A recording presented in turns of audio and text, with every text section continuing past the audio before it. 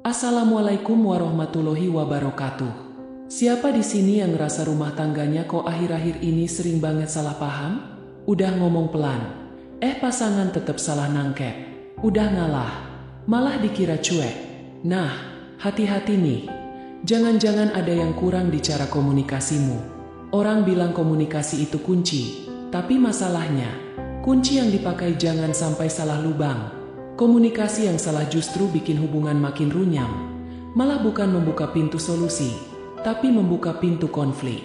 Nah, hari ini aku mau bahas satu persatu kunci komunikasi yang sering dianggap sepele, padahal efeknya luar biasa buat bikin hubungan keluarga tetap mesra dan anti konflik.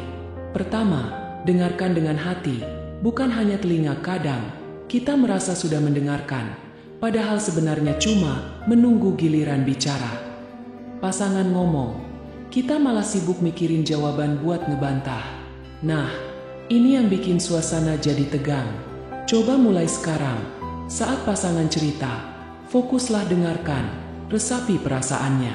Kadang pasangan itu nggak butuh solusi, cukup didengar dan ditemani. Itu udah bikin hati adem.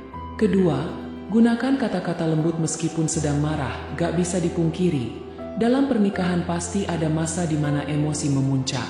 Tapi ingat, cara menyampaikan itu jauh lebih penting daripada isi omongannya. Coba deh pilih kata-kata yang tetap lembut, meskipun isi pesannya tegas. Kata, aku kecewa, jauh lebih baik daripada, kamu tuh emang gak pernah berubah. Percaya deh, pasangan lebih mau menerima kritik kalau disampaikan dengan cara yang halus dan penuh kasih. Ketiga, jangan menduga-duga isi pikiran pasangan. Ini nih yang sering bikin masalah makin panjang.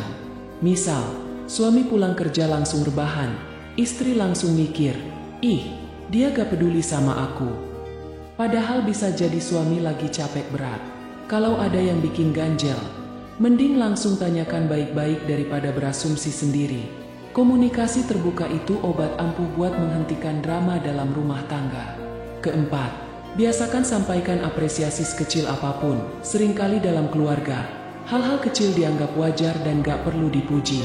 Padahal, ucapan, makasih ya udah nyiapin sarapan, atau, kamu keren deh tadi bantu anak belajar, itu bisa bikin pasangan merasa dihargai. Rasa dihargai inilah yang bikin hubungan selalu hangat dan mesra. Kelima, jangan membawa masalah lama ke dalam masalah baru. Ini penting banget. Saat sedang ada masalah, fokuslah menyelesaikan masalah tersebut. Jangan sampai saat bertengkar karena piring kotor, tiba-tiba ngomongin masalah 5 tahun lalu yang belum kelar. Ini bikin konflik makin melebar. Kuncinya adalah selesaikan satu masalah sampai tuntas. Jangan diungkit-ungkit lagi di lain waktu.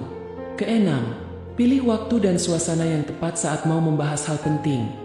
Jangan bahas masalah serius saat pasangan lagi capek atau emosi. Tunggu sampai suasana hati tenang. Komunikasi itu butuh timing yang pas. Saat mood sama-sama enak, pembicaraan penting pun akan berjalan lebih lancar tanpa emosi yang meledak-ledak. Ketujuh, selalu sisipkan humor di sela-sela percakapan. Ini nih, trik sederhana tapi manjur banget. Canda tawa kecil dalam komunikasi sehari-hari itu bikin suasana rumah adem. Bahkan di tengah kesibukan atau masalah, humor kecil bisa mencairkan ketegangan. Ingat, rumah tangga yang bahagia itu bukan rumah tangga yang bebas masalah, tapi yang bisa tertawa bareng meski ada masalah. Kedelapan, belajar berkata maaf dan terima kasih lebih sering. Gak usah gengsi buat minta maaf meskipun kamu ngerasa gak sepenuhnya salah. Mengucapkan maaf itu bukan berarti kalah, tapi menunjukkan bahwa kamu lebih mementingkan hubungan daripada ego. Begitu juga dengan ucapan terima kasih. Meskipun hal kecil, itu bikin pasangan merasa usahanya dihargai. Kesembilan, jangan remehkan komunikasi nonverbal. Terkadang, bahasa tubuh lebih jujur daripada kata-kata. Tatapan mata yang penuh perhatian, senyuman tulus saat pasangan bicara, atau sekedar genggaman tangan saat situasi sulit. Itu semua punya makna besar yang mempererat ikatan emosional dalam keluarga. Kesepuluh, bersolawat dan berdoa bersama. Ini bukan cuma soal ibadah, tapi momen spiritual yang menyatukan hati. Dalam doa, kita saling mendoakan kebaikan satu sama lain. Ini bikin hati lebih lembut, lebih peka terhadap perasaan pasangan, dan bikin konflik jadi lebih mudah reda. Nah, dari 10 kunci komunikasi ini, mana yang paling sering kamu lakukan? Atau jangan-jangan malah belum ada yang rutin kamu terapkan? Jangan khawatir, gak ada kata terlambat buat memperbaiki cara berkomunikasi dengan pasangan. Ingat, kunci rumah tangga bahagia itu bukan siapa yang paling pintar ngomong, tapi siapa yang paling tulus mendengarkan. Hubungan yang mesra itu bukan datang dari hal-hal besar seperti liburan mewah atau hadiah mahal, tapi dari hal-hal kecil yang dilakukan dengan konsisten setiap hari. Mulai dari cara menyapa, cara mendengar, hingga cara bercanda. Semua itu adalah fondasi komunikasi yang bikin hubungan keluarga selalu hangat dan jauh dari konflik. Jadi, jangan salah kunci. Ya, pastikan komunikasi dalam keluargamu bukan cuma soal kata-kata, tapi juga soal hati yang terbuka, telinga yang mau mendengar, dan sikap yang penuh kasih.